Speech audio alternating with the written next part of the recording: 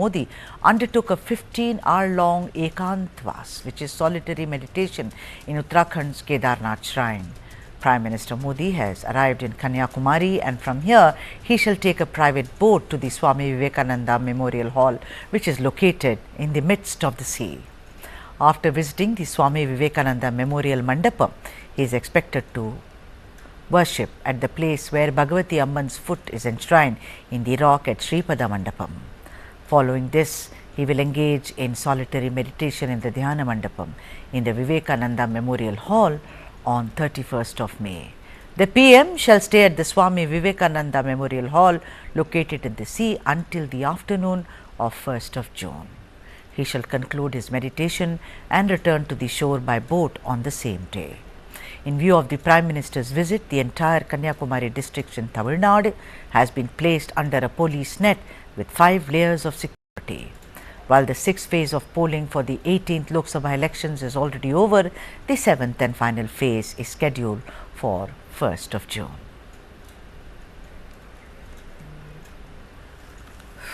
Spiritual aspect है life का, वो मुझे बहुत अट्रैक्ट करता है, बहुत ज़्यादा, और ये मोटिवेट करता है यूथ को कि स्पिरिचुअलिटी की तरफ जाएं, क्योंकि जो इंटरनल स्ट्रेंथ है वो स्पिरिचुअलिटी से ही आती है। और ये हमको भी बहुत अच्छा लगा, मोदी जी आने इसी बात में, और गरीबों को बहुत हेल्प करता है, इसके लिए बहुत हम खुश हैं।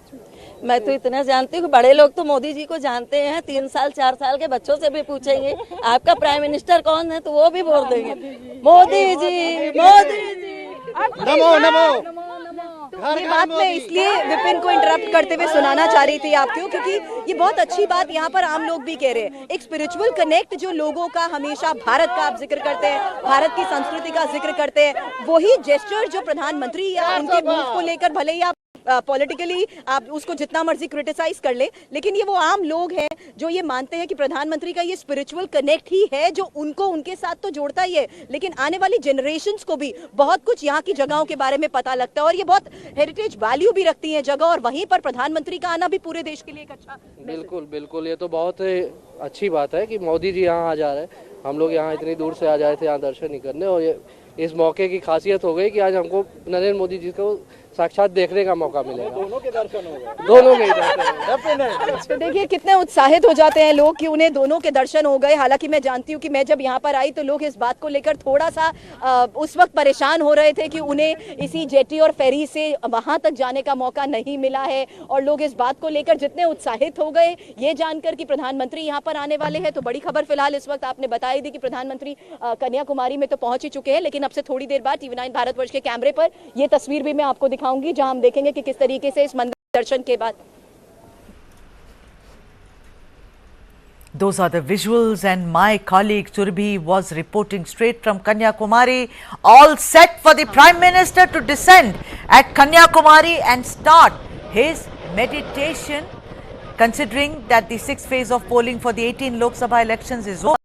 This is Prime Minister Modi's spiritual sojourn, which is about to begin in Tamil Nadu's Kanyakumari, which is special because of the Swami Vivekananda Rock and also Swami Vivekananda Memorial Hall. Swami Vivekananda is supposed to have meditated there, and therefore it now attains special significance, considering Narendra Modi has always spoken about how he follows Swami Vivekananda's spiritual teachings, and has also said that he has spent considerable time at the Ramakrishna Mutt when he was a young politician working for the organization.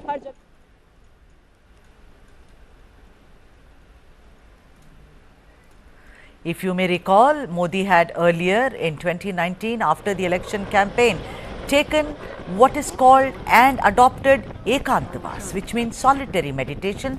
This happened in Uttarakhand in Kedarnath shrine, where he was quiet, he meditated, he thought over, searching for some calmness. Here is a Prime Minister who nearly after 75 interviews and hectic back-to-back campaigning in the sweltering heat of this country has now decided to take it easy, rather to think about what goes on in his innermost thoughts, what is it that he is seeking, and also getting ready for a very hectic 4th of June result day. So this he will start, and then after that on the 1st of June he shall return. But as of now, apparently he first went to Kerala, if I am not wrong, to Thiruvananthapuram, and from there he is now on his way to Kanyakumari in Tamil Nadu. Lot of security in Kanyakumari. The police has seen to it that there are layers and layers of security, considering the Prime Minister is going to be here. Let's also now show you the different aspects of this sojourn of Prime Minister Narendra Modi. So Prime Minister Narendra Modi would be at Vivekananda Rock Memorial in Kanyakumari, and I shall show you the direct pictures that how the security is taking place at present, because Prime Minister Narendra Modi would stay for about hours to meditate, and the Coastal Security Group, the Indian Coast Group and the Indian Navy had maintained a vigil along the marine borders, and all the securities have taken place. Let me tell you that how the selection of the Vivekananda Rock at the site of the Prime Minister's Modi meditative retreat also assumes significance in light of his pronounced push in the south during this year's Lok Sabha election. And over the third of the Prime Minister's trip in the south occurred in the last 3 years, with 7 visits made in Tamil Nadu in 2024 alone. Though the 5 southern states, when we talk about Kerala, Tamil Nadu, Andhra Pradesh, Telangana and Karnataka, accounted for 131 of 543 Lok Sabha seats, where Tamil Nadu alone accounts for 39 seats in the parliament. And Prime Minister Narendra Modi has forecasted the emergence of the BJP as the single largest party in the south. So his visit in Kanyakumari is also in the talk, when we would see that Prime Minister Narendra Modi would meditate at the rock, which had a major impact on Vivekananda's life and holds a similar significance in the monk's life. It was here that Vivekananda arrived after wandering across the country, meditating for 3 days, and had a vision for developed India. And we've seen Prime Minister Narendra Modi also focusing on develop India, and meditating at the same place shows Prime Minister Modi's commitment to bringing Swamiji's vision of a Viksit Bharat to life. The place is also referred in holy text as the site of Goddess Parvati meditation for Lord Shiva, and Prime Minister Modi is giving a signal of the national unity by visiting the place in Kanyakumari. Though let me tell you that Prime Minister would also visit the temple, which has a great significance. This is a holy place where we see a lot of tourists also visit when they come to south. So this is the place where we would see Prime Minister Narendra Modi would meditate, and it will be from today afternoon, post evening hours, when Prime Minister would be visiting at this memorial and would stay here till June 1st afternoon. All right, what a beautiful, beautiful sight to actually sit and meditate.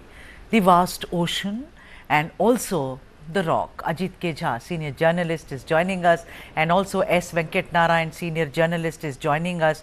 You know, before I get into the politics of it all, I want both of you to weigh in on the place, as it were. I mean, I'm from Tamil Nadu, so then there'll be that you are biased. But you know, I just want to talk about the greatness of Swami Vivekananda. There are no two ways about it. And also Ramakrishna Paramahans, the kind of philosophy, the kind of, you know, also both of them, you know, particularly Ramakrishna Paramahans, Ajit K. Jha, if you read about him, I'm sure you have, Ma Sharada, he was someone who was devoted to the mother goddess. And here also, a lot of people think that it's Kanyakumari. Actually, the correct pronunciation is Kanyakumari, which is the virgin goddess. This is the virgin goddess, the Bhagavati, as it were, in Tamil Nadu's Kanyakumari. Ajit K. Jha, first talk about the beauty of it, then I will go to, you know, Venkat Narayan sir, but over to you, Ajit K. Jha, at the beauty, the philosophy which actually transcends religions. Sudha, I think Prime Minister Narendra Modi is in the tradition of what we would call sannyasi leaders. He is very different Prime Minister compared to the previous Prime Ministers we've had in that sense. So he obviously is a great follower of Swami Vivekananda, and he spent a long time when he was a young man in Kolkata in Ramakrishna Mission. And there he actually was very heavily influenced by both Ramakrishna Paramhans himself as well as his brightest student, Swami Vivekananda. And there is a lot of comparison that scholars do between Ramakrishna Paramhans and Swami Vivekananda. Swami Vivekananda was more of a disciplinarian, a yogi, who in a way made the ideas of Ramakrishna Paramhans more into what some people call as muscular Hinduism, a Hinduism that unites everyone, that can think of a Bharat Mata, which is a national symbol, whereas Ramakrishna Paramhans was a simpler man. He was a spiritualist. He would get these so-called, he would, sometimes he would get into this kind of trance. And he was in a way a very simple person who talked about simple ideas. He was not into, he didn't have the ambition that Swami Vivekananda had. So I think Modi ji is influenced by both. And of course, we know that Modi ji is a spiritualist. So this place, the Rock, in fact, I think one of you were mentioning that he is also supposed to visit the famous Bhagwati Amman temple in Amman temple in Kanyakumari. So he's going to do that. And this famous rock where Swami Vivekananda actually meditated for 3 days and got this insight of Bharat Mata, that I think has inspired Prime Minister Narendra Modi, which we saw he did in 2019 as well, when he went to the Kedarnath caves. And in that Maun Vrat, he wants to think of a Biksit Bharat in the future. How will he develop India in the next 5 years? That ambition, the outline of it, I think that insight which he'll get when he's meditating. So I think it's a great symbolic sort of step. It sort of shows that here is a man who's dedicated to the development of India. And of course, Narendra Modi knows how to combine a symbol with a spectacle. It's going to be a great spectacle for the press. This is, after all, this entire place is not only extremely beautiful, it reminds you of a serenity, right? It is a place. So the moment you go there, you want to meditate. I mean, think of meditating in the middle of an island in the sea at the southernmost point of India. It's extraordinary in terms of both its spiritual content, its symbolic importance, and in terms of a great spectacle. All right, Mr. Venkat Narayan, I want to weigh in on the place, the significance of it. And like I said, Vivekananda, he transcends, much like Ramana Maharishi, of Tiruvannamalai in Tamil Nadu. These people, these are philosophers. These are not just saints. It's hyphenated. Saint, philosopher is more like it. I would like you to weigh in on the choice of place by Narendra Modi. He could have gone anywhere else, but to come to the southernmost tip, at the confluence of the oceans, the Bay of Bengal, the Arabian Sea. I just want you to weigh in on the beauty of it. And there is a Bhagwati Amman temple there, no doubt about it, sir. Even Kedarnath, it is famous for Lord Shiva. But the point is, the more philosophical aspect of it, of looking inwards and trying to get that peace and calm. Sudha, let me just share with our viewers that it was in 1892 that Swami Vivekananda spent 3 days, December the 24th, 25th and the 26th. That is 132 years ago that Swami Vivekananda, after traveling across India, went and spent 3 days, and he got a vision of Bharat Mata. And then, then you have this famous lecture by him in Chicago and so on. I had an opportunity to visit the same venue more than 20 years ago. And it's a lovely feeling when you go there to the Rock. You take a boat and it's in the middle of an island, in the confluence of these three: Indian Ocean, Arabian Sea, and the Bay of Bengal. And it's a wonderful feeling being there, except that you have these waves making a lot of noise. I don't know how Mr. Modi will manage to kind of concentrate on meditation when the sea makes so much, the ocean makes so much noise. But anyway, is a leader with a spiritual bent of mind, and I think people who are not made that way, politicians, a lot of politicians are not made that way. That explains why M. Singhvi and went to complain to the election commission and saying that cameras must not be allowed to take pictures and shown. He has broken the model conduct code, so on and so forth. And but I can see that there are a large number of people have gathered there to watch the PM arrive there in the chopper, including your own reporter. I think, and it is also associated with Parvati, who apparently worshipped for Lord Shiva, that place. The fact that he did this meditation in Kedarnath and up north, and now he's doing this at the southernmost part of India. So that explains, that he is equally in love with, every part of the country. All right, I have to, Venkat Narayan sir, I have to take a break now. But when I come back, of course, why the southernmost tip? Of course, we will talk about the spiritual, the philosophical, and of course, we are all journalists, the political aspect of it all. See you on the other side.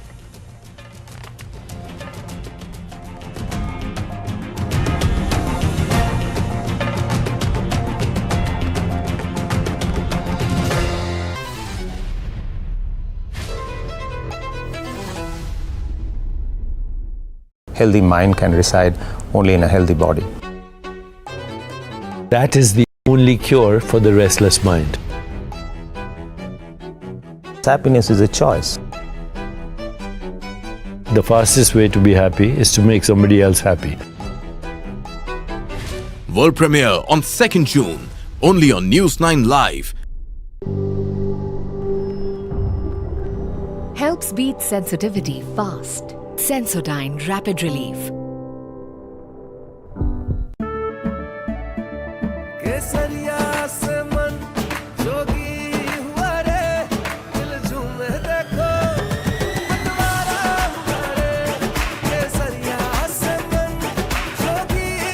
हर पल मनाओ केसरी त्योहार। विमल, बोलो जुबान केसरी। वो पूछते हैं कि हम कौन है गालिब, तुम बतलाओ कि हम बतलाएं क्या।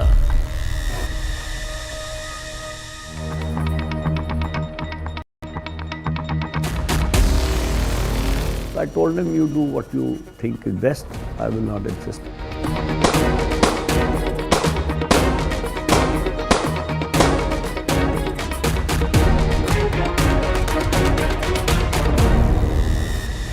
This and more. Streaming on News9 plus news is now content. Subscribe and get free vouchers. For the very first time in our investigation, we unmasked the killer of Ravindra Matre. In 5G, we have to stand with the world, and in 6G, we have to lead the world. Winning a Grammy was an absolutely surreal experience.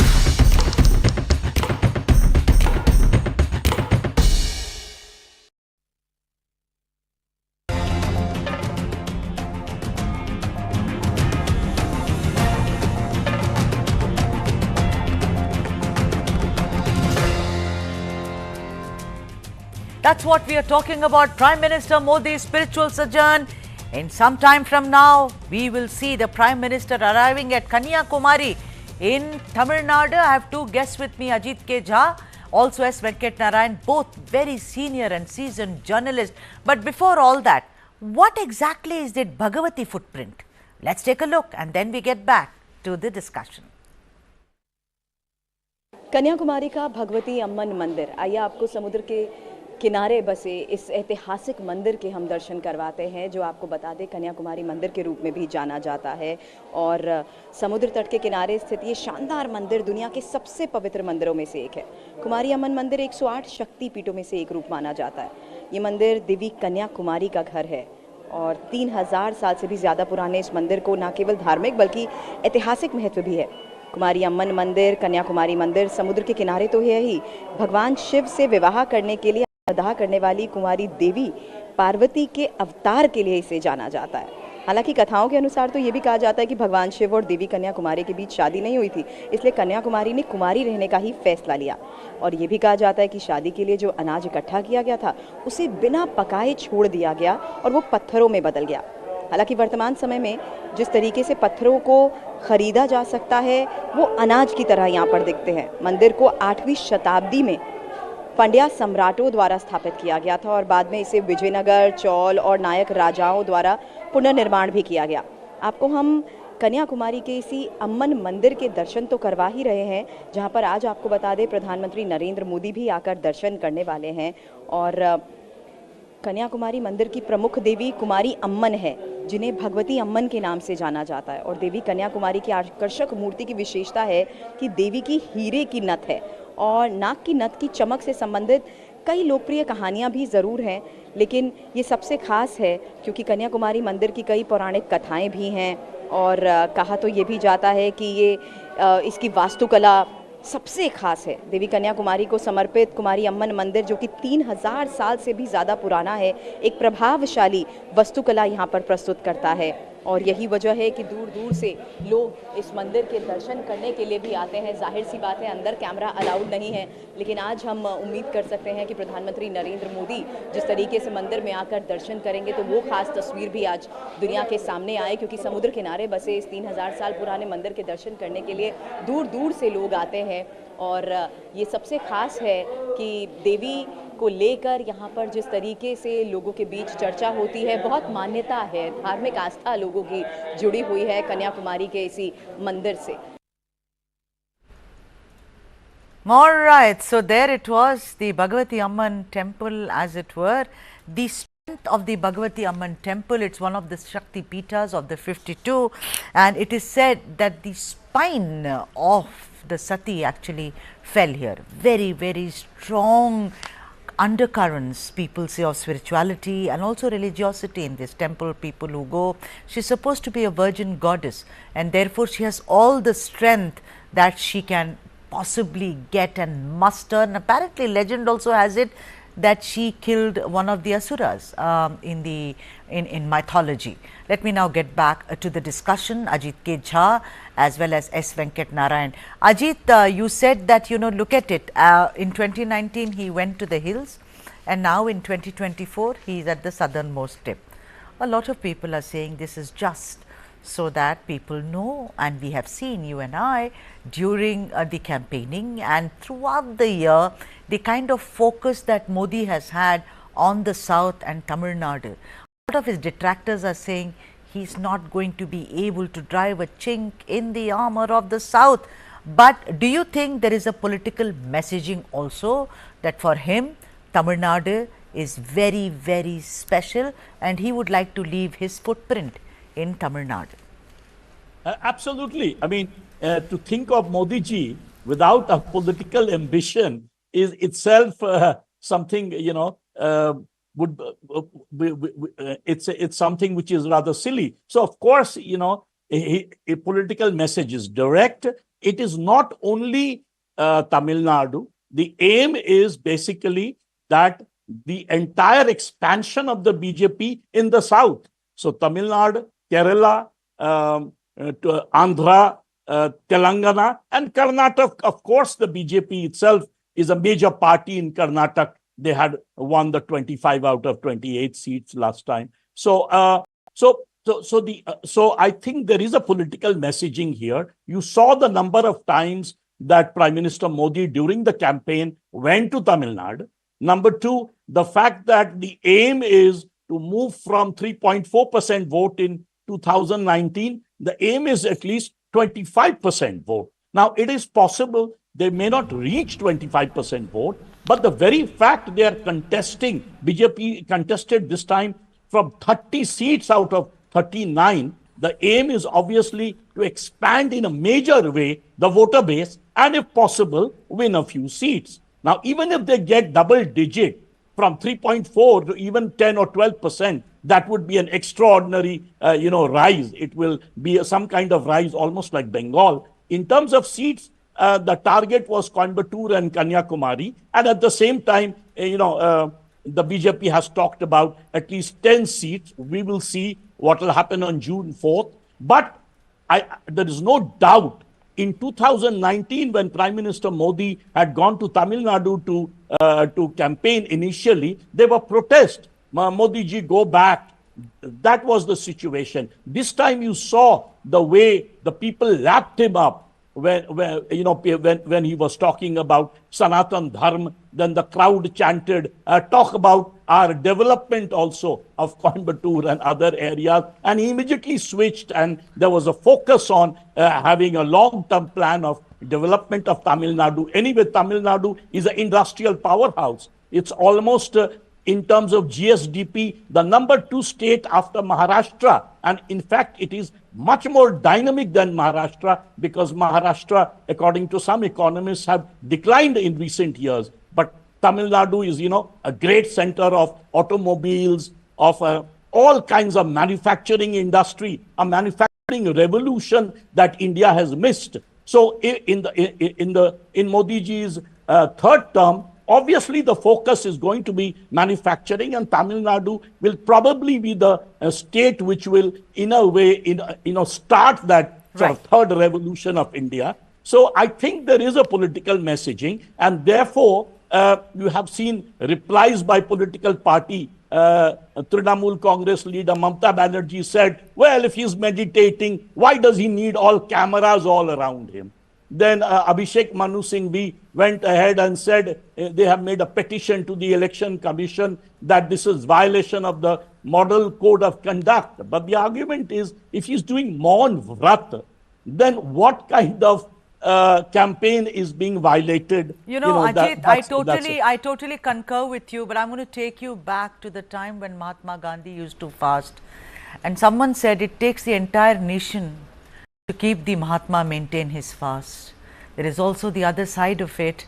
We shall discuss it once I get back on the other side after this break, and then of course I go to Venkat Narayan sir.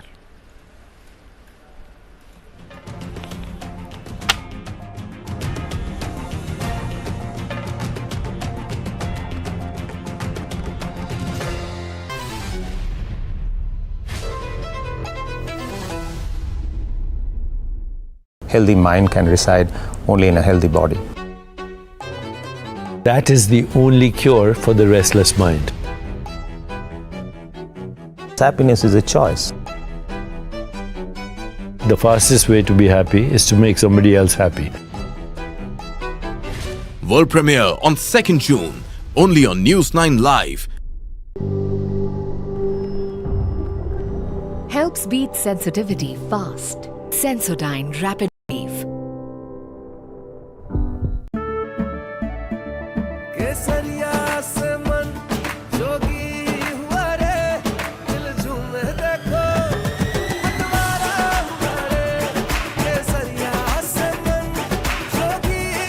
हर पल मनाओ केसरी त्योहार।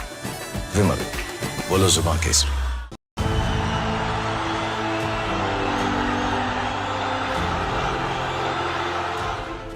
That ink is a semi-permanent dye called the indelible ink. We are the sole manufacturer of this indelible ink. Don't try to repair something which is working.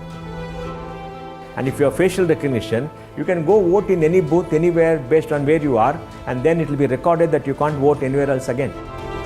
Can we retire indelible ink and use biometrics? Theoretically, my answer would be yes.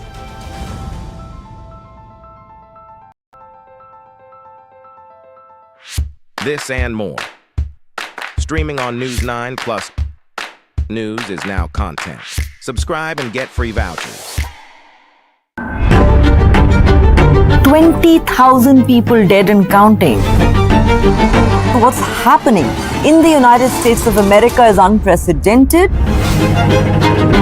You will have to pay for this.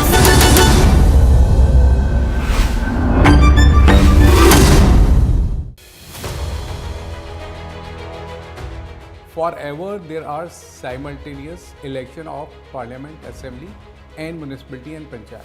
So that framework has to be given in the constitution. That amendment has been suggested. Are you going to take away the power of dissolution? I mean, it doesn't require any rocket science to do this. It's a simple constitutional amendment, and the idea is everything goes together. The Law Commission has set the ball rolling for one nation, one election. Basically, if all goes well, then India may see simultaneous elections to Lok Sabha, state assemblies, municipalities and panchayats in 2029.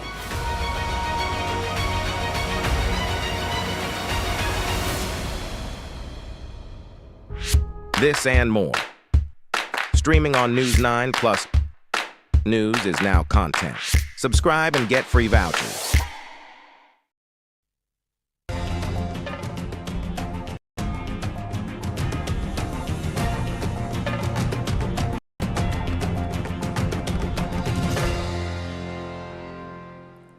All right, our focus is on Prime Minister's spiritual sojourn. He's about to arrive in Kanyakumari for meditating for 48 hours after the campaigning has fallen silent.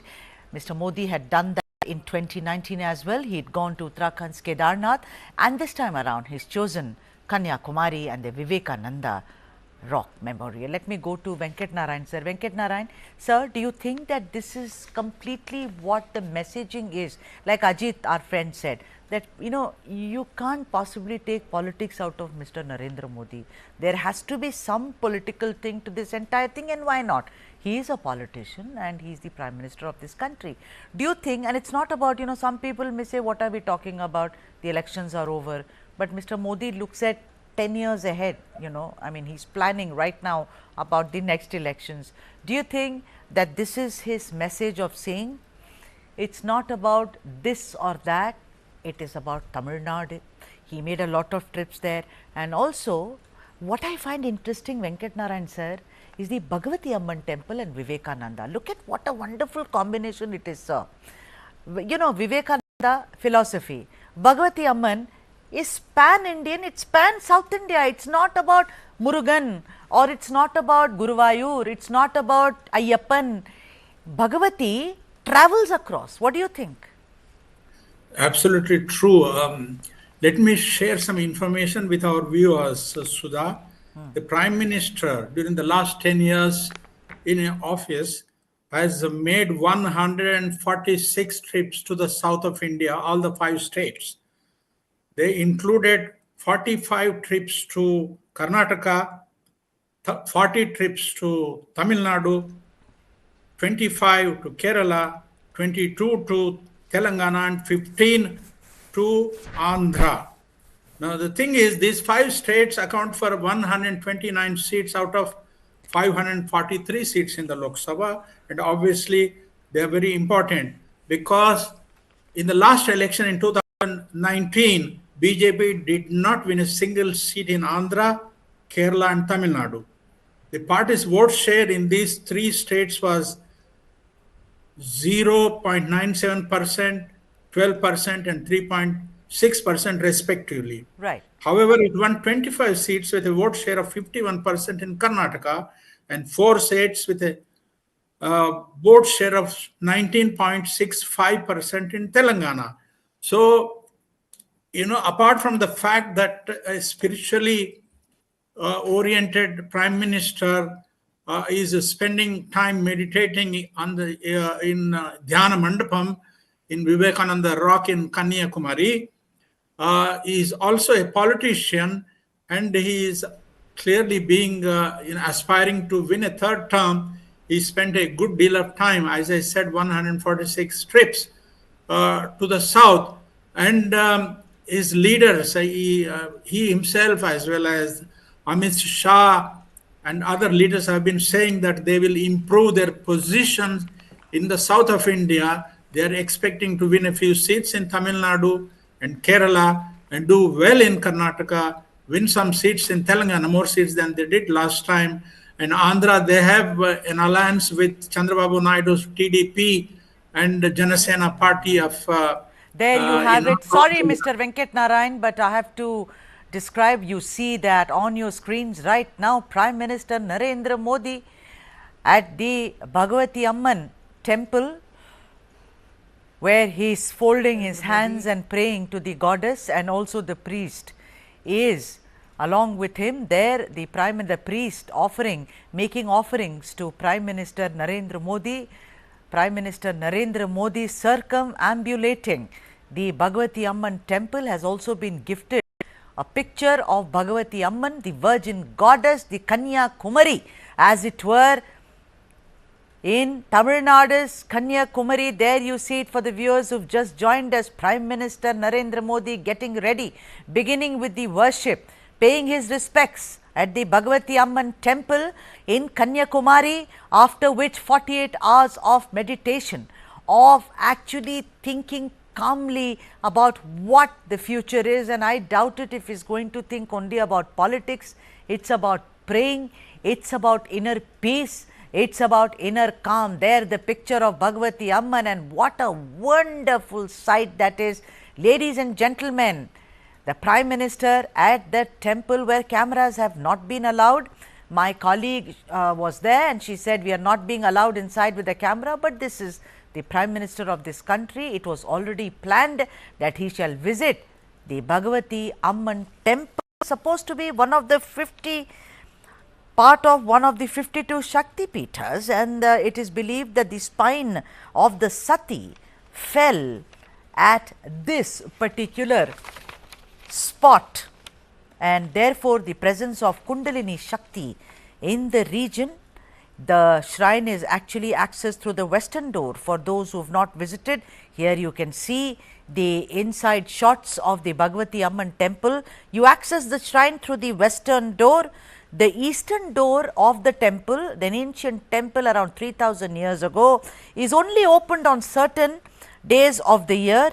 One of them happens to be the new moon days on the Tamil month of Thai, and which is around July, and also during Navratri and Kartigai. These are the months. Very, very special temple in Tamil Nadu, and there are lots of rituals which are carried out, which is called Sankalpam, because this is a child goddess. The goddess is also considered as Katyayini, one of the Navadurgas who is in this temple. She is also considered Bhadrakali, which is the not the benign, but rather the strident version of Ma Kali. So look at it. She is a child goddess, much like what you have in Nepal, where they do Kumari Puja of a virgin goddess. Then of course you have Katyayani, the temple of which is also in New Delhi for a lot of people who've been to that temple, and she is also at the same time Bhadrakali, someone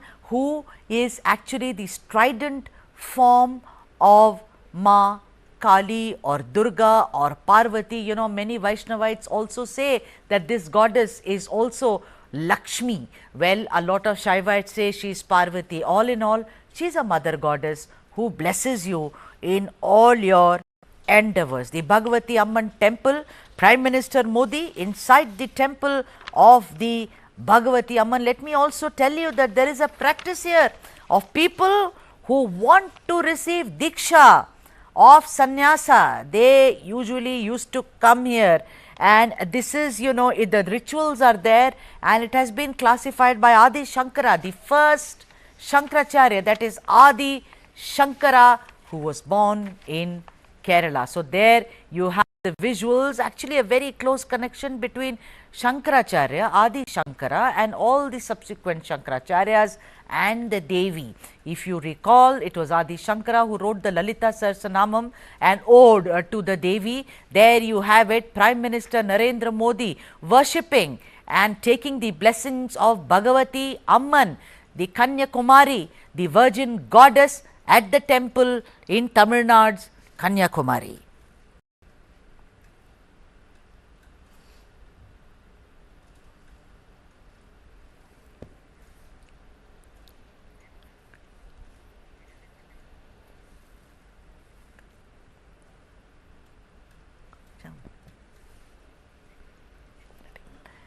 There you see Prime Minister Modi, and there is a significance of circumambulating, which is called Pradakshina in Sanskrit and Pradakshinam in my language, which is Tamil.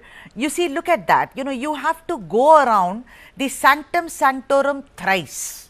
This is a rule in South Indian temples, and I respect all temples, but this is particularly a rule in South Indian temples where you have to go around the sanctum sanctorum where the main deity is kept thrice, 3 times, to seek the blessings of the main deity. Here in this temple, it is Bhagavati Amman, the child goddess, the Kanyakumari, as it were.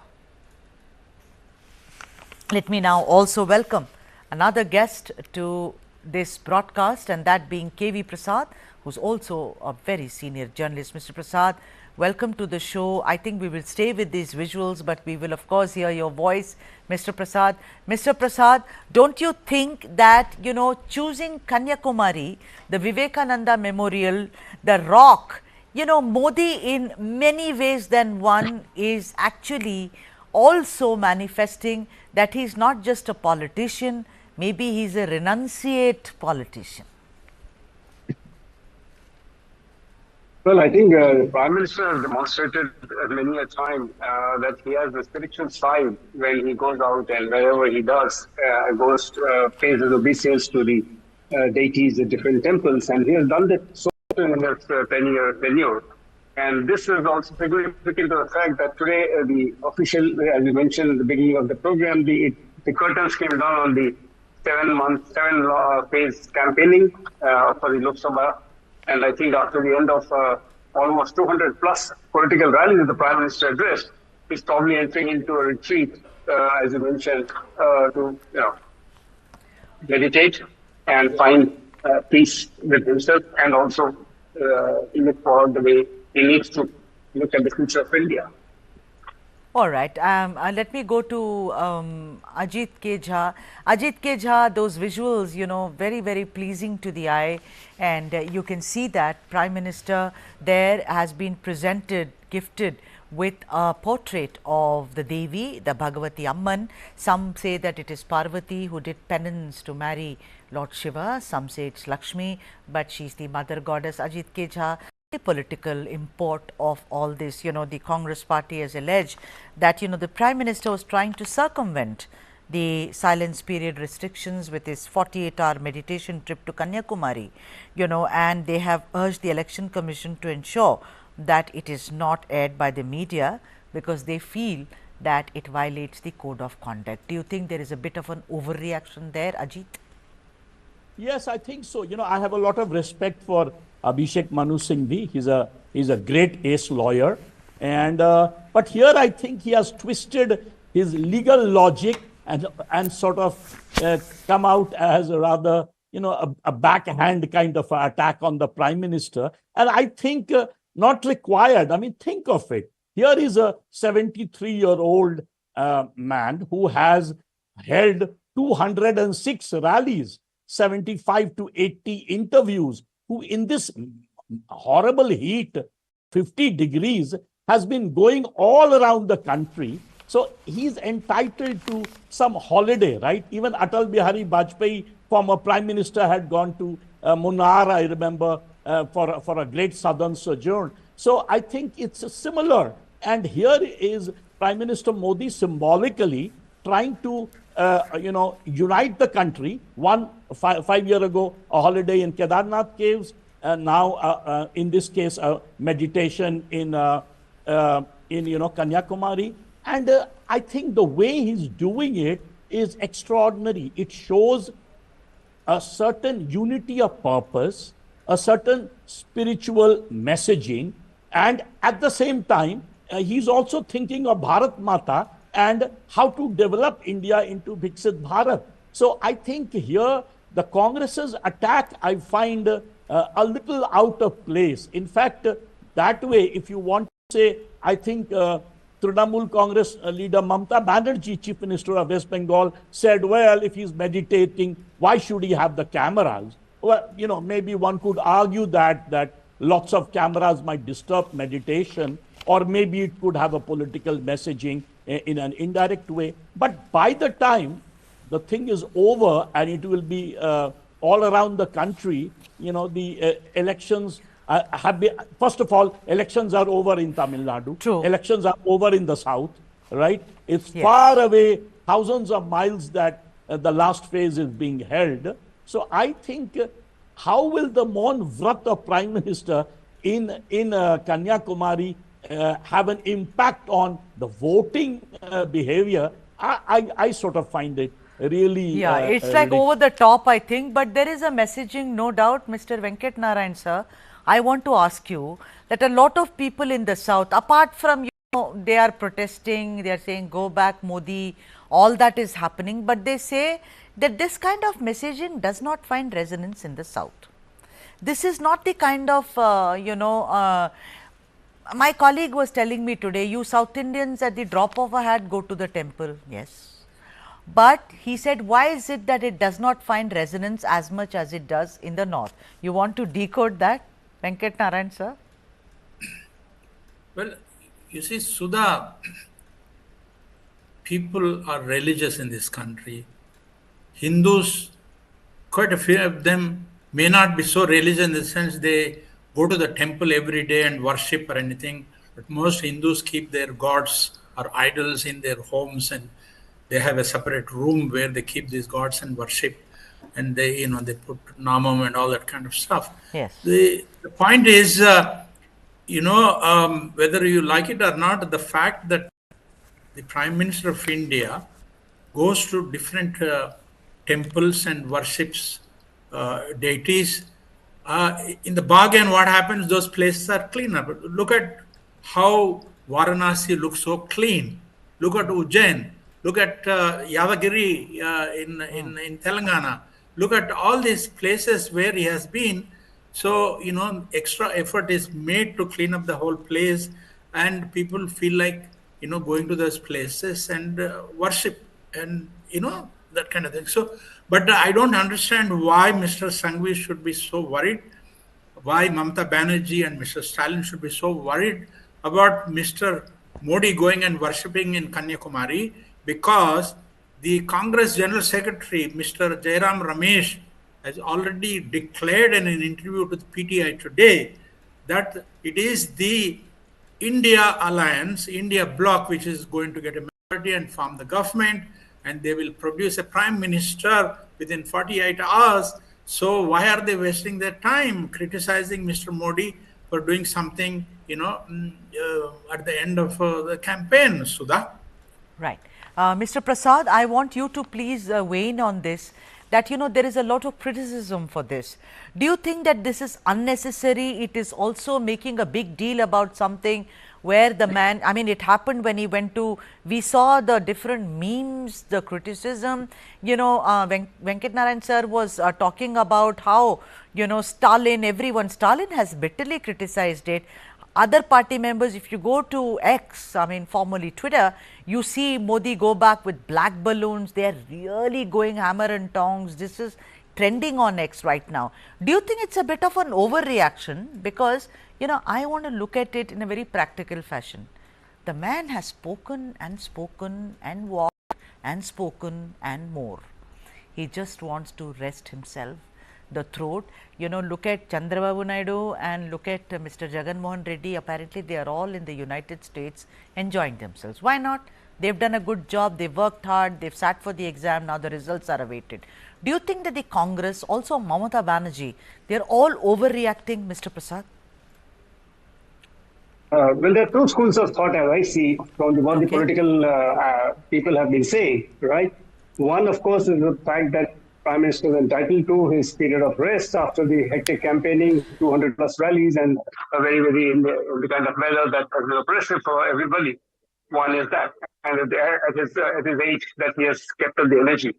The other school of thought, which was articulated by the Congress Party and Mamata Banerjee by default, and probably Stalin, is while the campaign period, when the campaign has fallen silent, is this visuals which Mamata has talked about. And probably will not quite see the point that my fellow panelist, Dr. Jha, was making. Today, in a situation where it is no longer the question where you can find it, the kind of cyberspace has blurred any geographical confines. So the images that are beamed will continue to have resonate in even areas where there's still polling to happen. So that's probably the argument was today Jairam made. We have no issue his going to go to the temple and enter into the meditative cave. That's all fine. But why now? Do it from first and third. That was an argument they made. Whether we accept it or not, it's a political party. They're making the point.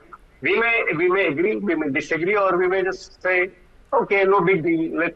People have already spoken, or they are already made up their mind. So I guess it's politics after all. If, as we say, the Prime Minister, Dr. Vivekananda Rock is a quintessential politician who thinks 10 steps ahead of everybody else. So here the others are probably trying to play catch up. All right, and on that note, I'm going to take a break, but I'm coming right back, and our focus will be on Prime Minister Narendra Modi's spiritual sojourn in Kanyakumari. See you on the other side with our expert panel.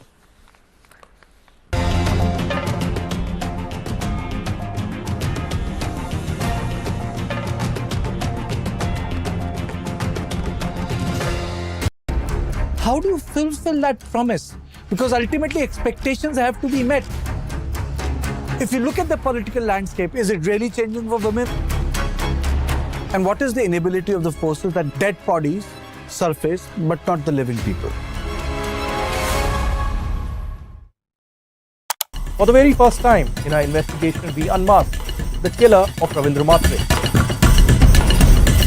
In 5G, we have to stand with the world, and in 6G, we have to lead the world. Winning a Grammy was an absolutely surreal experience.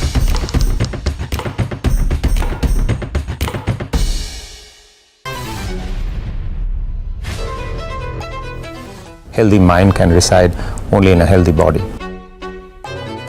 That is the only cure for the restless mind. Happiness is a choice. The fastest way to be happy is to make somebody else happy.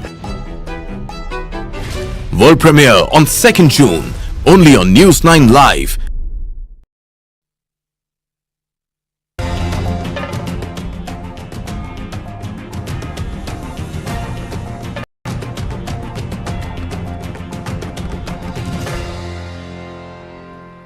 Welcome back. Our focus is still on Prime Minister Modi's spiritual sojourn. It will carry on until the time that he finishes his meditation at Kanyakumari. We are being joined by Ajit K. Jha, senior journalist, S. Venkat Narayan sir, senior journalist, and also Mr. K.V. Prasad, who is also a very well known and senior journalist to have joined us. Ajit K. Jha, I want to come to you and ask you that, you know, the entire thing is that whatever Prime Minister Modi does, if he lights a lamp, if he's, you know, doing anything which is, it can be the most inane of things, but it becomes huge news because of the following that he has. He is the only Prime Minister, I think, that, you know, who's photographed, who's spoken about 24/7. So do you think the opposition is right in more ways than one, that, you know, why do this? Keep it in your house, keep it personal. Religion is a personal affair of everybody. Why do you have to make a public spectacle of it? What do you think of that? Mr. Ajit K. Jha. Oh, sorry. Okay, I didn't realize the question was directed at me. No, you know, I actually disagree with what the opposition is saying. If you remember, Sudha, during the campaign, there was a lot of silly muck that was going on about the differences between South India and North India. And then you had this thing about Sanatan Dharma and how, you know, Stalin's son, when he made that attack on Sanatan Dharma, there was again these divisions. So I think Prime Minister Modi, by actually going to Kanyakumari and to Vivekananda's sort of rock where he meditated and to this Bhagwati temple, is actually bringing in a certain kind of symbolic message that the South and the North, we are the same country. You know, south of the Himalayas, north of the oceans. This is an India that has existed for thousands of years. This is a nation It's a united nation, right? For this whole argument that we became a nation only in 1947, it breaks the myth. I mean, Diane Eck, the professor of divinity at Harvard, who has written this extraordinary book about about India, a sacred geography. The whole argument is, look at India from a pilgrim's angle. It is the same India which existed for thousands of years. When you were talking about Bhagwati's, different, the 52 places where her various organs fell, I remember going to Assam in Kamakhya and seeing that with my mother. In Mithila, which is a great center for tantric tradition, some of the things that you mentioned, going around the sanctum sanctorum thrice, we have done it as a child. So there is this cultural, spiritual unity that unites all Indians. And Prime Minister, by moving from Kedarnath 5 years ago to the south, Kanyakumari, of course there is a political messaging, but I think it is much more wider. I think it represents a notion of united India, a superpower in the future, because as I said, Tamil Nadu is the economic powerhouse of this country. The entire southern states,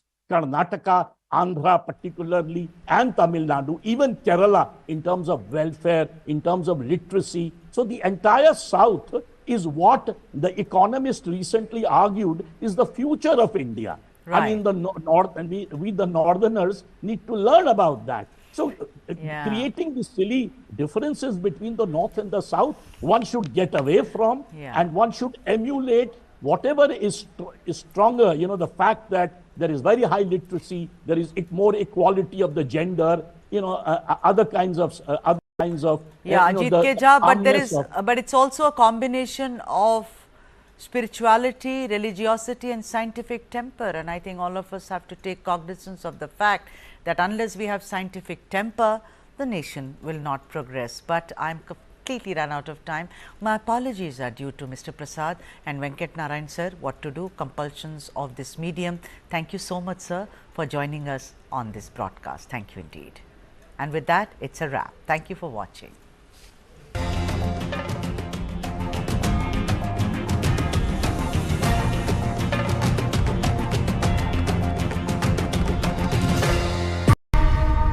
वो पूछते हैं कि हम कौन है गालिब, तुम बतलाओ कि हम बतलाएं क्या।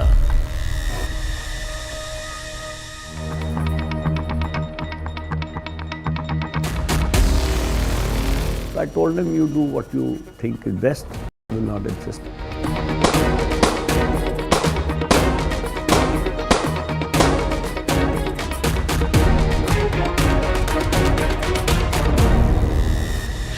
This and more. Streaming on News9 plus news is now content. Subscribe and get free vouchers.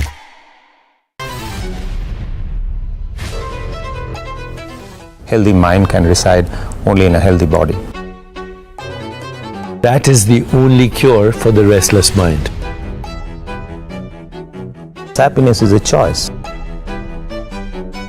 The fastest way to be happy is to make somebody else happy. World premiere on 2nd June, only on News9 Live. I don't think anybody has isolated Ajit Dada Pawar. Ajit Dada has isolated himself. That led to a lot of bad blood between the ruling partners. It is not true. You know it very well, who these elements are, who these individuals are. And these are the very reasons why you see a division in the party.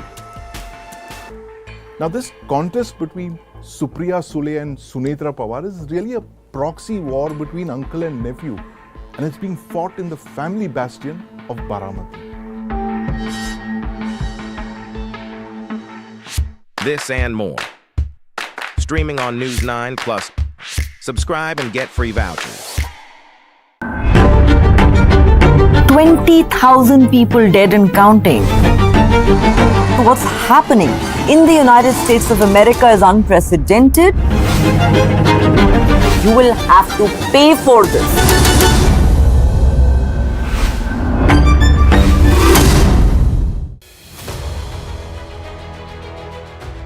forever there are simultaneous election of parliament, assembly and municipality and panchayat. So that framework has to be given in the constitution. That amendment has been suggested. Are you going to take away the power of dissolution? I mean, it doesn't require any rocket science to do this. It's a simple constitutional amendment, and the idea is everything goes together. The Law Commission has set the ball rolling for one nation, one election. Basically, if all goes well, then India may see simultaneous elections to Lok Sabha, state assemblies, municipalities and panchayats in 2029.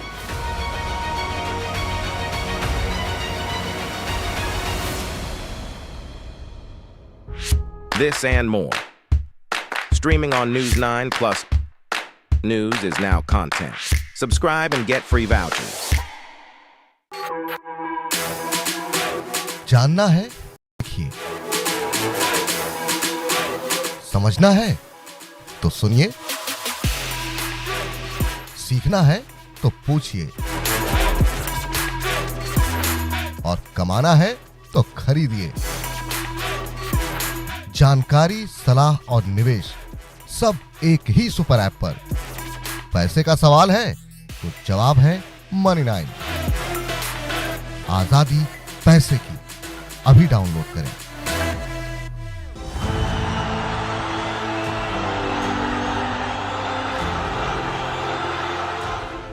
That ink is a semi-permanent dye called the indelible ink. We are the sole manufacturer of this indelible ink. Don't try to repair something which is working. And if you have facial recognition, you can go vote in any booth anywhere based on where you are, and then it will be recorded that you can't vote anywhere else again. Can we retire indelible ink and use biometrics? Theoretically, my answer would be yes.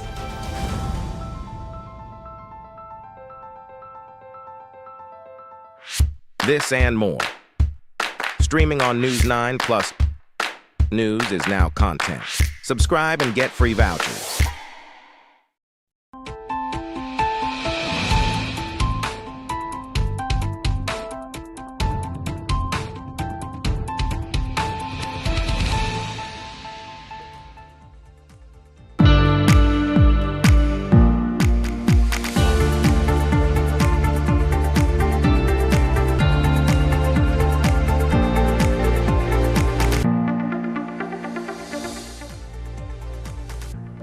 Hello and welcome. You're watching News9 Live. I'm Shweta Kothari. It's 6:30 p.m. on the clock. The top story we are tracking at this hour: politics and poverty have an inverse relationship. While poverty is an outcome of political ineptitude, politicians are anything but poor. If the data is to go by, there are more crorepati candidates in this Lok Sabha election than ever before. There has been an increase of 43% in wealth and assets over the last 5 years for the 324 Lok Sabha candidates who are recontesting this time, as per an analysis. The data has come to light from Association of Democratic Reforms, or ADR, which analysed affidavits filed by the 837 candidates contesting Lok Sabha polls 2024. The average assets of 324 Member of Parliaments in 2019 was around 21.55 crore rupees. It increased significantly to 30.8 crore rupees in the past 5 years. This means that the sitting MPs made over 9 crore rupees in just 5 years. If you're wondering who are these people, here is the list of the richest people contesting Lok Sabha elections in 2024. Nakul Nath was the richest with assets worth 716 crore in phase 1 of the Lok Sabha elections 2024. He is a member of the Indian National Congress, a candidate from Madhya Pradesh. Congress's Karnataka candidate Venkataramane Gowda was the richest in phase 2. Gowda has declared income worth 622 crore rupees. Pallavi Srihanivas Dempo of the BJP, contesting from the South Goa constituency, was the wealthiest candidate in phase 3 with assets worth 1,361 crore rupees.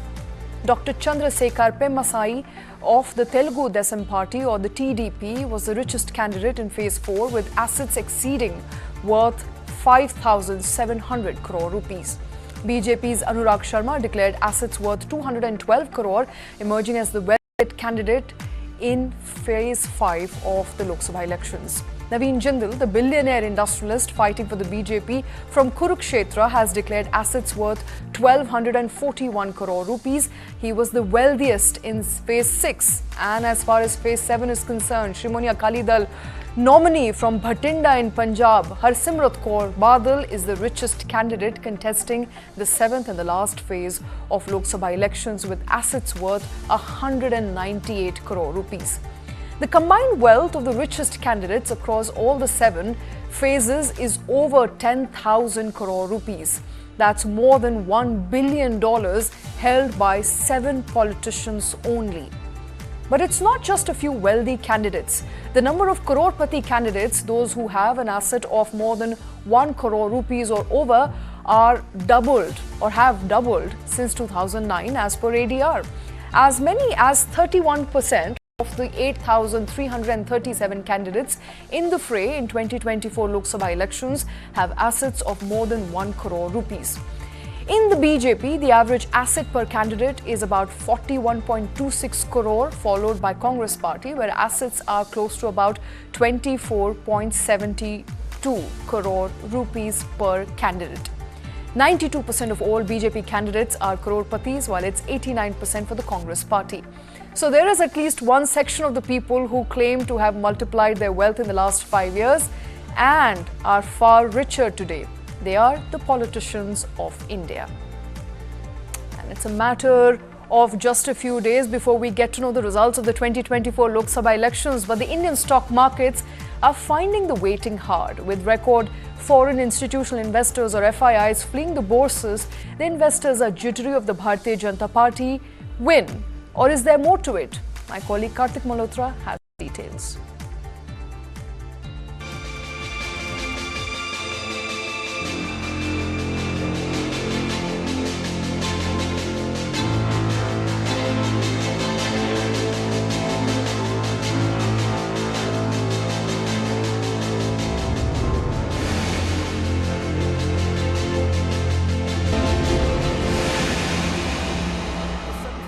India's long-drawn Lok Sabha elections will finally end on 1st of June. It's a Saturday, so stock markets will be closed for trading. Exit polls come later that evening, but even in the absence of hard data on which way voters may have exercised their franchisee, the mood on Dalal Street is quizzing. After hitting a lifetime high, breaching 23,000 points intraday on May 23rd, this entire week the stock market has slipped. And this on account of foreign investors turning net sellers. It's a sudden turn of events. In the last 2 weeks alone, bullish positions have been reversed. Foreign portfolio investors and foreign institutional investors are both cashing out. From over 2 lakh crore rupees as inflows in all of the last financial year, foreign investors have already sold more than 28,000 crore rupees in just the last 2 months of this financial year alone. The domestic institutional investors like mutual funds continue to buy, keeping markets from crashing, but that's another story. Investor nervousness is palpable in the equity market. So why exactly are foreign investors selling? Are they jittery about a BJP win, or are they apprehensive about the numbers that BJP could secure even in case of a win?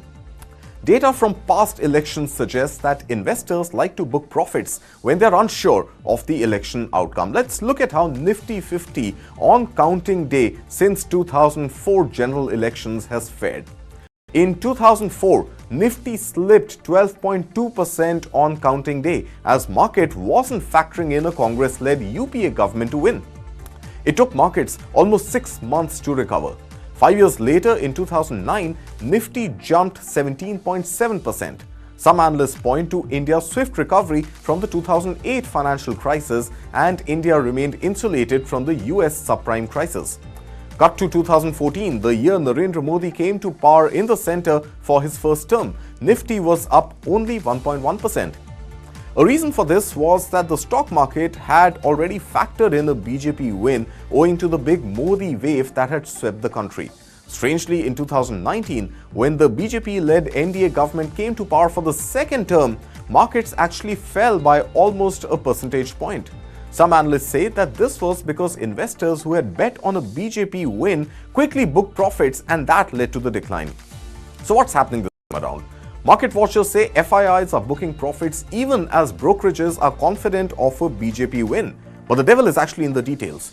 And there are three broad scenarios that brokerage firms will watch for and act upon. Scenario 1, if the BJP secures more than 303 seats as it did in the previous election, then that's going to result in a positive trigger and a mild rally for the markets.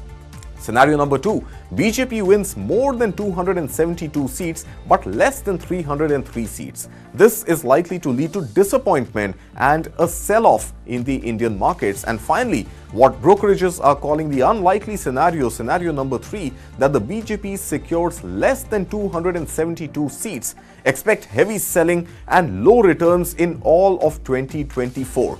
Well, which way the markets will react on June 4th? We'll have to wait for the Election Commission to actually tell us. But remember, there is a Monday in between after the exit polls and before the counting day, and that could well spell volatility before actual counting. All right, moving on now. No one likes being ill and getting admitted to the hospital, but while the process of treatment and medication and recovery is one part of the nightmare, checking out of the hospital is almost as stressful. That uneasy feeling on whether the insurance claim will be honored or not, and the self-doubt on whether you have chosen the right cashless policy or will you have to swipe that credit card and get your insurance provider subsequently. Finally, there is some relief. Insurance regulator has asked all insurance providers to approve cashless claims within 1 hour flat and provide final authorization for discharge from the hospital within 3 hours. The circulars is strongly worded. It clarifies that the policyholder should not be made to wait to be discharged from the hospital, and if there is any delay beyond 3 hours, the additional amount charged by the hospital will have to be paid by the insurer. But it's not just good news for those seeking discharge. Even in the unfortunate advent of death of the insured, the insurance provider will have to immediately process the request for claim settlement and make sure that the mortal remains are released from the hospital immediately. Now, these new rules are to be put into place by 31st of this year, or 31st of July this year. The regulator is pushing for transparency as well, which means no more powers vested in the hands of call center agents or those at the back end, which can delay patients or their families. There will now be dedicated help desks at hospitals to ensure cashless requests are honored in a time-bound fashion. In a proactive mode, insurance regulator and regulatory as well as Development Authority of India, which is IRDAI, is also now set to introduce a more diverse range of health insurance products and add-ons that seek to cover all age groups of potential patients, multiple regions, varied occupation, and a wide scope of treatment for those seeking it. We hope you wouldn't have to use any of these services, but should you need to, your insurance settlement experience is likely to get better starting 31st of July. And India has written history in space prowess today. A Chennai-based space startup, Agnikul Cosmos, has successfully launched world's first 3D printed rocket into the space in its 5th attempt. How significant is the launch and what does it mean for India's space ambitions? Listen in. It takes 2 minutes to make instant noodles, and guess what? That's roughly the same time taken by India to script history in space. Chennai-based space startup Agnikul Cosmos successfully launched a rocket, a mission that lasted just over 2 minutes from its launch to splashdown in the Bay of Bengal. This was the company's first ever successful rocket launch after 4 failed attempts previously. And the Indian Space Research Organization, or ISRO, took to social media platform X, formerly known as Twitter, to congratulate Agnikul Cosmos and called it a major milestone. And that's because it is indeed an achievement, not just for the company, but for the country as a whole in the development of indigenous space technology.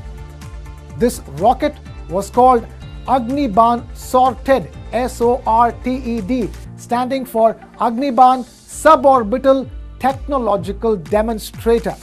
And this rocket marked many firsts for India's space technology sector. Agniban Sorted is the first rocket to be launched from a private launch pad in India. The rocket took off from the launch pad of Agnikul Cosmos, which is located within the Satish Dhawan Space Center in Sriharikota. Notably, this startup runs India's first private launch pad and mission control center as well, while all other launch pads are operated by ISRO.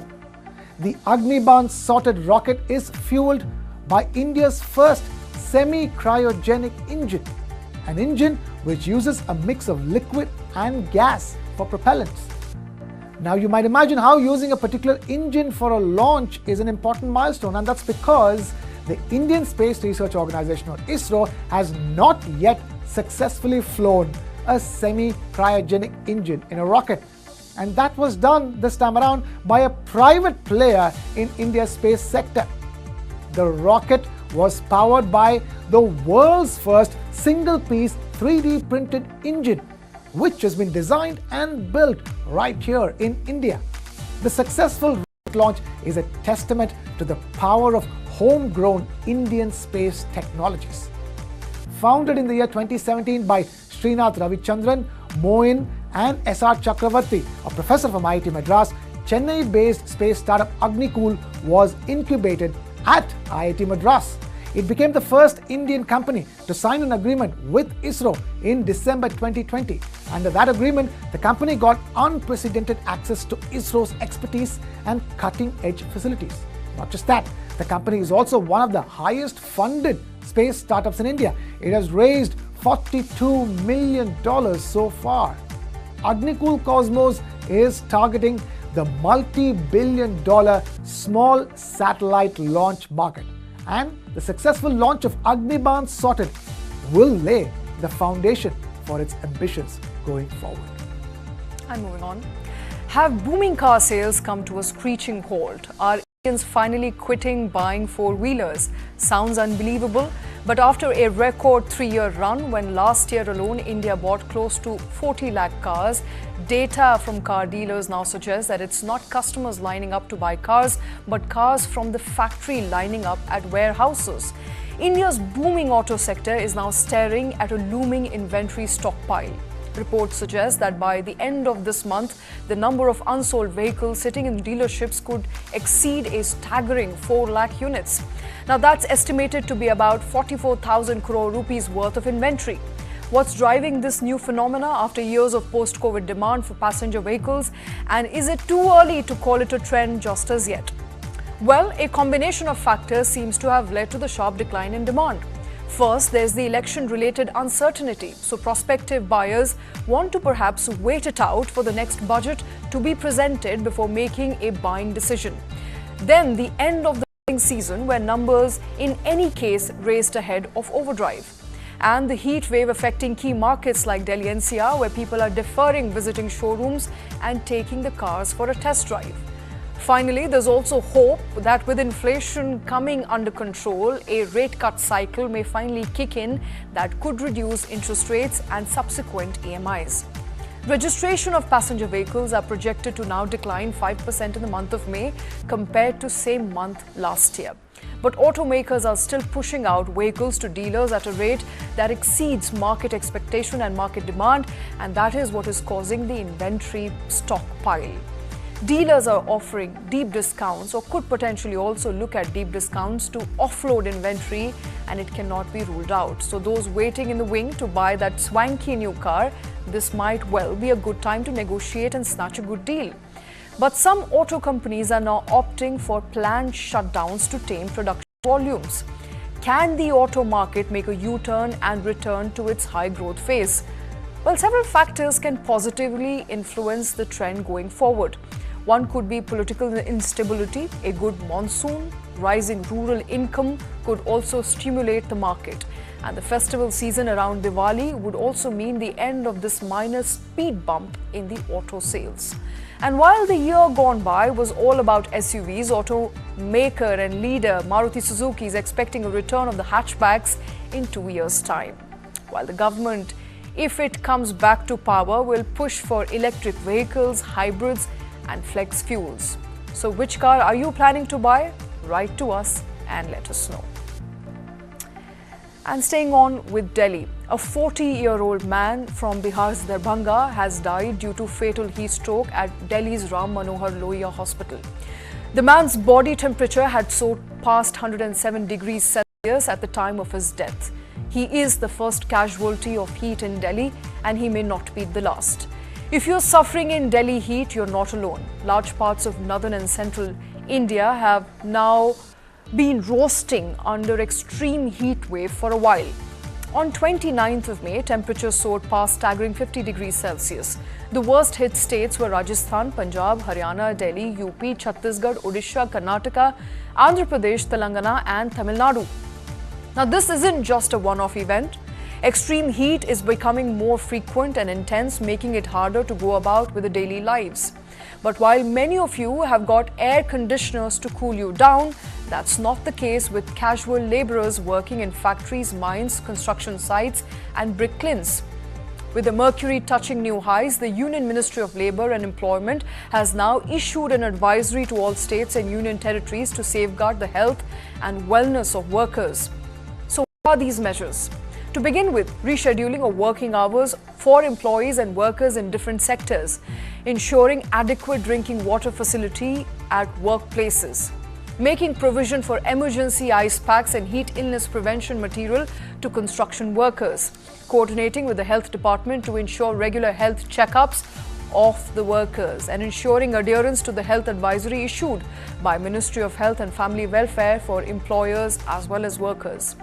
The Indian Meteorological Department has also issued a red alert across several states but anticipates some relief from heat wave after 30th of May. However, the pressing question remains, how many Indians are succumbing to the heat wave? According to the latest data from the National Centre of Disease Control, India has so far recorded 60 heat-related deaths since 1st of March this year. Across the country, 32 people have died due to heat stroke. Government data also reveal that on May 22nd alone, 2 people in Andhra Pradesh and Rajasthan's Kota died of suspected heat stroke. So what exactly is a heat wave and what really causes it? And more importantly, how can we prepare ourselves to handle the scorching weather? A heat wave is a prolonged period of extremely hot weather, much hotter than the usual in a region and a time of year. These high temperatures can seriously impact health, causing exhaustion, heat stroke, and even death in severe cases.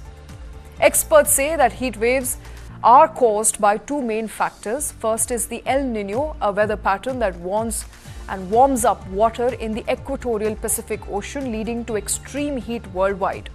Second is the high pressure systems over the southern peninsula and the southeastern coastal areas that trap warm air near the surface and block cooling sea breezes, making nights hotter than usual. With India grappling with such unusually high temperatures this summer, it is utmost important to take proper precautions and avoid serious health risk. So first, avoid going out in the sun, but if you must, make sure you grab that umbrella and carry a water bottle with you. And with that, we've come to this end of the show. Thank you for watching.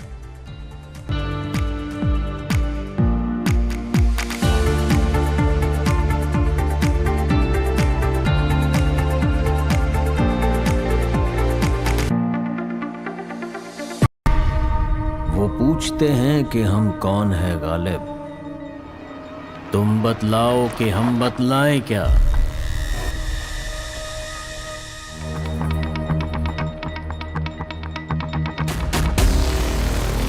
I told him, you do what you think is best, I will not insist.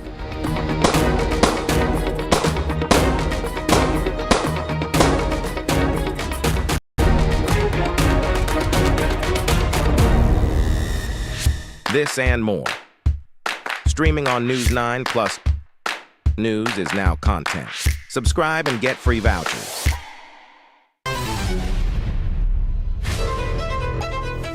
Healthy mind can reside only in a healthy body. That is the only cure for the restless mind. Happiness is a choice. The fastest way to be happy is to make somebody else happy. World premiere on 2nd June, only on News9 Live. How do you fulfill that promise? Because ultimately expectations have to be met. If you look at the political landscape, is it really changing for women? And what is the inability of the forces that dead bodies surface but not the living people?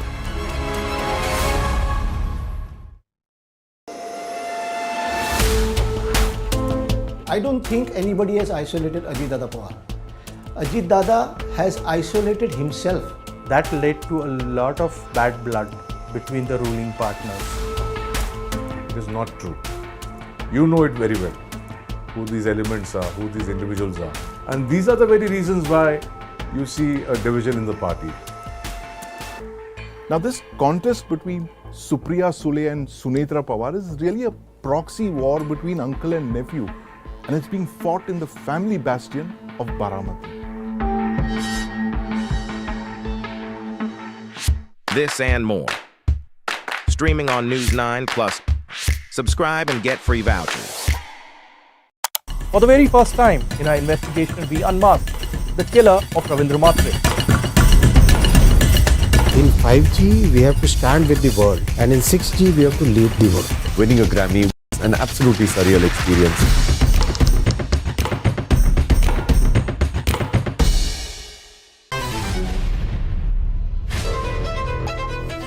Healthy mind can reside only in a healthy body. That is the only cure for the restless mind. Happiness is a choice. The fastest way to be happy is to make somebody else happy. World premiere on 2nd June, only on News9 Live. 20,000 people dead and counting. What's happening in the United States of America is unprecedented. You will have to pay for this.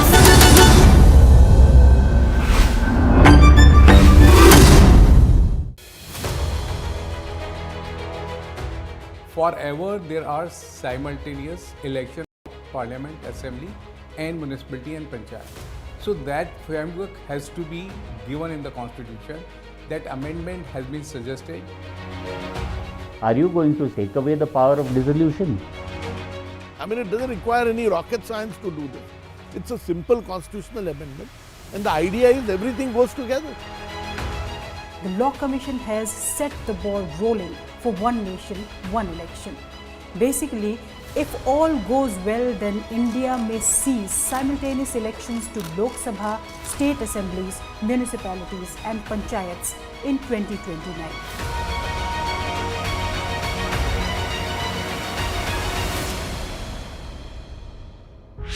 This and more. Streaming on News9 Plus. News is now content. Subscribe and get free vouchers. How do you fulfill that promise?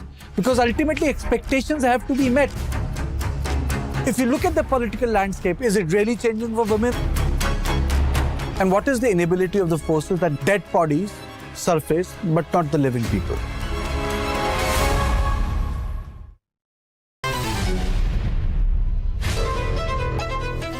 Healthy mind can reside only in a healthy body. That is the only cure for the restless mind. Happiness is a choice. The fastest way to be happy is to make somebody else happy. World premiere on 2nd June, only on News9 Live.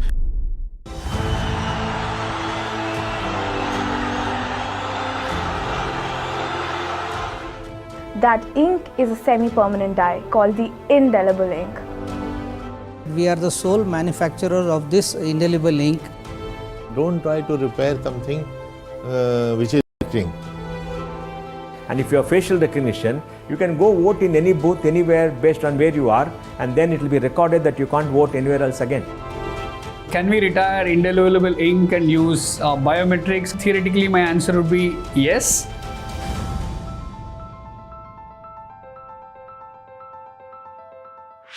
This and more. Streaming on News9 plus news is now content. Subscribe and get free vouchers. Why is the state not looking at putting an embargo on that? As a Telangana person, I will not accept. How do ordinary folks deal with this?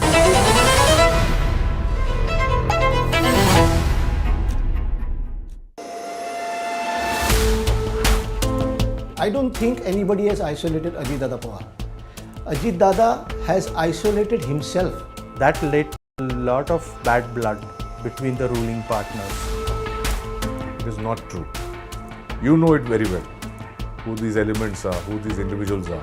And these are the very reasons why you see a division in the party. Now this contest between Supriya Sule and Sunetra Pawar is really a proxy war between uncle and nephew, and it's being fought in the family bastion of Baramati. This and more. Streaming on News9 plus. Subscribe and get free vouchers.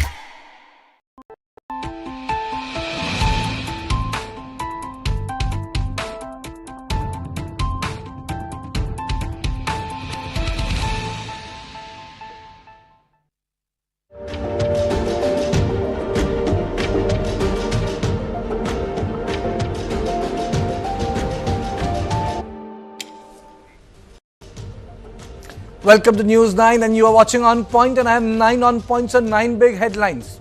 Let us take a look at the first on point. Odisha Chief Minister Naveen Patnaik buckles under pressure, says VK Pandian is not his successor. People and party will select the successor.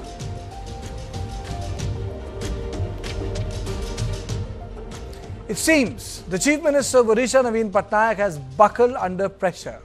In an interview to a video wire agency, he said that VK Pandian is not his successor and people and his party would ultimately select a new leader.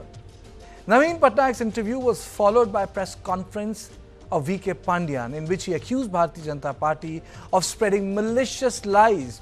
VK Pandian is a retired IS officer. He is from Tamil Nadu but belongs to Odisha cadre. He is married to an Udiya and has worked closely with Naveen Babu. Now let me take you through some important points from the interview. The first thing, VK Pandian is not my successor. People in the party will decide my successor. We will get a majority in the election. I am fit and fine. And now, let me play out his bites, sum and total of what he said. He is not my successor.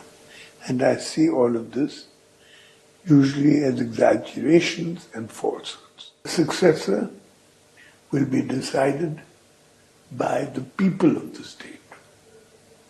That is the natural result of these things. You are not grooming Mr. Pandian to take over from you?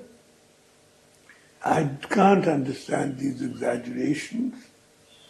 You may have noticed that he's not even standing for elections. The Prime Minister was so concerned about my health. Even recently he said that I'm a good friend of his. All he needed was to pick up a telephone and inquire about my health. Instead of stating it loudly at a public meeting 3 times yesterday. My health is perfectly all right. As you can see, I've been campaigning for the last month all over the state. And instead of the Prime Minister just picking up a telephone and asking me about my health, he has stated it loudly at a public meeting. This means that all he's trying to do is garner votes during election time. This rumor has been spread by BJP persons in Delhi for the last 10 years. Without much effect, I add. And that's more or less what I have to say about that. And let me clarify that I have never shown acrimony to anyone in public life. And when support is required, we will judge our appropriate position. Let us see what the position will be in the future. That will be the judge of future events. I see a very handsome results in the state elections. We will form a solid government again in the state, and in Parliament we will have a very good majority. His interview was succeeded by his protege, V.K. Pandian, who accused Bharatiya Janata Party of spreading lies. But before I play out his interview, let me introduce my guest, Brijesh Pandey, my input editor. He joins me in the studio. And Rennie Abraham, senior journalist, he joins me. I'll take a quick comment from Rennie. Rennie, do you think, before I play out the Pandian's bite, because it was like a duet, his interview ended and Pandian's interview, the press conference started. Do you think that Naveen Babu buckled under pressure? Well, pressure may be not the appropriate word to use because he's too much of a veteran and a seasoned politician to be doing that. However, it is also true that just before the Lok Sabha elections commenced, Naveen Babu had made a trip to Delhi to meet the BJP senior leadership at a last ditch effort, if you will, to still continue and go in for an alliance, which obviously, as we all know, broke down over the reversal of ratios that was proposed by BJP, of which was the seats of 60-40 in favor of BJP versus BJP in the last Lok Sabha, and the BJP had proposed to change it to 12 seats for them and 8 seats for BJD in a reversal of that 60-40 ratio. Having said that, they decided to go it alone, and it's not so much buckling under pressure. The fact is that the BJP enjoyed brilliant relationship with the... if it is not buckling under pressure, then why did Mr. Patnaik had to go for an interview and state that he is not my successor? I'll come to you. Let me play out the bite of V.K. Pandian. এইটা কি যদি প্রশ্ন পচারিবে তাহলে রত্নভণ্ডার কথা কইবে কি আর কিছু কথা কইকি ডাইভার্ট করিবা ପାଇଁ চেষ্টা କରୁଛନ୍ତି কিংবা আসালিনা ভাষাରେ ଆମ ପ୍ରିୟ ମୁଖ୍ୟମନ୍ତ୍ରୀଙ୍କୁ ଅସମ୍ମାନ କରିଛନ୍ତି। ଏଟାକୁ ଓଡ଼ିଶାବାସୀ ସମସ୍ତେ ଜାଣିଛନ୍ତି ଆଉ ଓଡ଼ିଶାବାସୀ 1 ତାରିଖରେ ବହୁତ ଭଲ ଉତ୍ତର ଦେବେ, ଜବାବ ଦେବେ, ମୋର ଦୃଢ ବିଶ୍ୱାସ ଅଛି। This is there commitment towards Odisha. ଯଦି ଏ ଉପରେ ପ୍ରଶ୍ନ ପଚାରିଲେ ସେମାନେ ରାଗୁଛନ୍ତି, ଆସାଲିନା ଭାଷାରେ ଆମ ପ୍ରିୟ ମୁଖ୍ୟମନ୍ତ୍ରୀଙ୍କୁ ଗାଳି ଦଉଛନ୍ତି, ଟପିକଟାକୁ ଡାଇଭର୍ଟ କରୁଛନ୍ତି, ମୁଦ୍ଦା ଉପରେ ଉତ୍ତର ଦେବାକୁ ତାଙ୍କର ସାହସ ବି ନାହିଁ, ତାଙ୍କର ଦକ୍ଷତା ବି ନାହିଁ। Fact of the matter is that V.K. Pandian is the most important person after Naveen Patnaik. He is the only person who has been campaigning across Odisha like a number 2. Pandian also has unlimited access to Naveen Babu. Naveen Patnaik has also purged other power factions within BJD, making him the sole leader of BJD today. BJD was full of leaders who had legacy. For example, when Biju Babu was alive, Naveen Patnaik's father, Nandani Satpathy became the chief minister of Odisha. Indira Gandhi appointed her. Nandani Satpathy's son, Tathagat Satpathy, 4-time MP of BJP, has retired. The Deos from other side of Odisha are out. So multiple power centers are absent. Naveen Patnaik had to clarify, I feel, because of BJP's relentless campaign on who is running Odisha government and why an outsider has so much power and authority in the state. Obviously, the target was V.K. Pandian. Brijesh. Well, absolutely he buckled under pressure because, when Rennie said that, he's too veteran a politician, he is almost as was like Prime Minister Narendra Modi.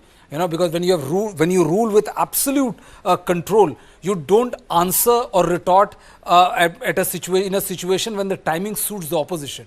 The reason he chose to clarify that, the reason he chose to clarify his health and the successor is because he realized that, you know, in the last 2-3 days, this situation had a potential of spiraling out of control. The footage of shaking hand of Naveen Patnaik and, you know, Pandian promptly putting it behind the dais was a clear indicator that, you know, that nobody would want people of Odisha to see that. He also doesn't want the simmerings in his party to reach to a level where we might see potential breakups. And that is the reason why two most important clarification. The first, VK Pandian is not his successor, and the second was about his health. And was it because of the fact that this picture that we are playing out actually led to a lot of speculation? This is an important turning point in the elections. When this happened, Naveen Patnaik had to issue a clarification. And let me play out the bite of the Prime Minister Modi, which led to the entire chain of events today. आजकल नवीन बाबू के सभी शुभचिंतक बहुत चिंता में है। वो ये देखकर बहुत परेशान है कि पिछले 1 साल में अचानक नवीन बाबू की तबीयत इतनी कैसे बिगड़ गई। बरसों से नवीन बाबू के करीबी रहे लोग अब जब मुझसे मिलते हैं तो जरूर नवीन बाबू की तबीयत की चर्चा करते हैं। वो बताते हैं कि नवीन बाबू अब खुद से कुछ कर नहीं पा रहे हैं। अरसे तक नवीन बाबू के करीबी रहे लोगों का मानना है कि उनकी तबीयत बिगड़ने के पीछे कोई साजिश भी हो सकती है। सवाल ये कि नवीन बाबू की तबीयत खराब होने के पीछे क्या कोई षड्यंत्र है क्या? ये उड़ीसा के लोगों को जानने का अधिकार है। कहीं इसमें उस लॉबी का तो हाथ नहीं है ना, जो नवीन बाबू के नाम पर पर्दे के पीछे उड़ीसा में सत्ता भोग रहे हैं। Odisha is the only state after Andhra Pradesh where Lok Sabha and Vidhan Sabha elections happen simultaneously. So the big question is, did the outsider jibe on VK Pandian did the trick for the BJP? Did ill health rumor force Naveen Patnaik to clarify? The rumor gained traction after the video of his hand shaking went viral. And let me say, what was the turnaround point? I would say the handshaking, the dais. Rene, your comments. Sir, I would feel very strongly, as I just learned, you know, in a manner of a small news flash, if I may, checking with senior BJP leaders, the BJP leadership is set. Were Modi 3.0 to be a reality come June 4th, one of the first things that the new dispensation under Prime Minister Narendra Modi is likely to do, not likely, I'm told they will do, is set up a kind of a probe panel to exactly try and verify the health status of Naveen Babu. And in the wake of, you know, we just heard the Prime Minister himself having alluded to some kind of, threat to the medical situation for the Odisha Chief Minister. So that's the one thing I hear here. And secondly, please understand this. When I said Naveen Babu enjoys very good relations with BJP, we must also cite the instance of Ashwini Vaishnav, the union minister, who was a senior bureaucrat in Odisha, and at the request of the BJP, Naveen Babu had cleared him so that he was able to move on to his next phase of life as a politician. So, you know, that kind of tells you the really strong relationship that has been there on all legislative bills in Parliament for the last 5 years. You would be very consciously aware that the BJD has supported all those, bills that were placed by the BJP. So in that light, and in the light of the fact that the BJP is intending to go ahead with a probe to verify the Yeah, exact I know this. This is what Prime Minister said yesterday. I mean to say, what difference does it make? No. But Prime Minister said that yesterday. Prime Minister can say anything to gain traction. But the point is that can the centre constitute a probe committee to probe into the health of the absolutely. I completely disagree with Rene. It's laughable. I mean, I completely disagree. My understanding is, Brajesh, that Prime Minister made an issue out of VK Pandian because that was the chink in the armour. My understanding is this. He is the chink in the armour. See, the point is, you cannot pin down Naveen Patnaik on anything. You know, the legacy issue, people said that, oh my God, he speaks, English, he speaks accented English, and there's no way, he speaks Odia and all. But, 4 terms and they have not been able to do anything about it. His popularity actually keeps on growing and he's able to form government after government after government with absolute impunity. See, the thing is that Pandian is the only person who is the chink in the armour, and that is the reason why the Prime Minister even did not take the name of Pandian but hinted at him as people who are enjoying the spoils of the power. The fact is that, if you ask me an honest question, what Pandian did is something which any well-wisher would do, because in politics, especially Indian politics... Pandian sacrificed himself today. And I would say that we are discussing this thing. In Indian politics, we treat politicians like demigod. You are 85 and yet you are, here you are in the middle of, the hello of Indian politics. Naveen Babu had to say that the Pandian is not my successor, and let me tell you one thing very clearly, he has unlimited access to Naveen Babu. And when I said the purging has taken place, I mean that all other centers of powers have been put to rest. It is almost akin, but this is an analogy. It's like Samajwadi Party. The only power of centre is Akhilesh Yadav. The only power of centre is Naveen Babu and VK Pandian. And there is one more there in Odisha. One more thing I would like to add, Karthike, that if you are a regional satrap or if you are enjoying unhinged power at the centre, there is one quality without which you cannot survive there and not survive for 24 hours, which is absolute ruthlessness. Nobody gives power away till he's literally on the Brajesh, this is the I would say this is the first time Naveen Babu has lost out a battle with centre after 1997. After 1997, Naveen Patnaik never lost any political battle with any politician, from Pyarelal Mohapatra to anyone. They were put down coldly. But this is for the first time Narendra Modi had to force him to say that Pandian is not the successor. This means that the feedback had gone. Pandian is an officer from Tamil Nadu of Odia cadre, married to an Odia, working in Odisha for 20 years, implementing the projects of Mr. Naveen Babu, but he himself is not Odia. There have been chief ministers who do not belong to the state but went on to become big people. Jayalalitha was from Karnataka, MGR was a Malayali, but then those were different days. People from different parts of the country, for example, politicians from Uttarakhand went on to become the chief minister. Then, which we Prime Minister fights election from Uttar Pradesh. But then what is happening is, this is the first time, Brajesh, that Naveen Babu had to cede ground to Narendra Modi. He has actually buckled under pressure of Prime Minister Modi. There is no doubt about it. Well, absolutely. This is the reason why I said that, that he has buckled under the pressure, because politicians of Naveen Patnaik's vintage, and given his background, he's come from very illustrious background. Look at the careers of his sisters, sister-in-law, and so on and so forth. He comes from a very pedigreed family, so they don't respond to these kind of accusations. Similarly, like in the last 10 years, have you seen Prime Minister responding to an accusation or criticism? No. He will not remove the person also. He will do it at his time of his own choosing, which shows that you are the boss. This is exactly what Naveen Patnaik has done till now. Right now, when it was started by Himanta Biswa Sarma, the BJD camp realized that this has a potential of spiraling out and a rumor can be spread. More than Pandian, I think they were concerned about his health. That is the reason yesterday Naveen Patnaik spoke about his health, and today he gave an interview to news agency sorting out. The only time this has happened is when Jayalalitha was in power, and I think Modi as a chief minister wrote a letter to Jayalalitha, which came out. And Sasikala had to leave the house. Yeah. Those were different issues, but the point is, Prime Minister for the first time has raised an issue which has come home for Naveen Patnaik. You can't find one report in which Naveen Patnaik has given in anything to Atal Bihari Vajpayee, Dr. Manmohan Singh, or even Prime Minister Narendra Modi for 9 years. I think in election time, Modi is the only politician who has been able to pressurize him.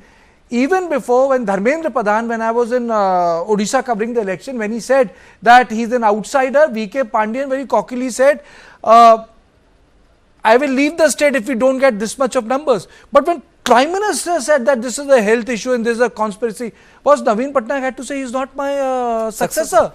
Absolutely, and I think that is the reason I said he has buckled It under means the there is pressure. also a problem in BJD inside. No, they will be. See, the point is you have to understand. See, till you are the boss, till you have a complete run of the party, of the family, there is nobody questioning you. You can appoint as many successors as you want. It's your prerogative. The second you are out of the equation, the second you are out of the scene, then the real player comes in. Your successor gets to become the successor, but does he get to rule the party the way you do? No, you don't. It is a very, very ruthless realm which you are talking about. We saw that in the Akhilesh Yadav family, everybody thought that, Shivpal Singh Yadav will move away. He's the nuts and bolts of the party, the organizational man, the entire organization, revolves around him. What happened?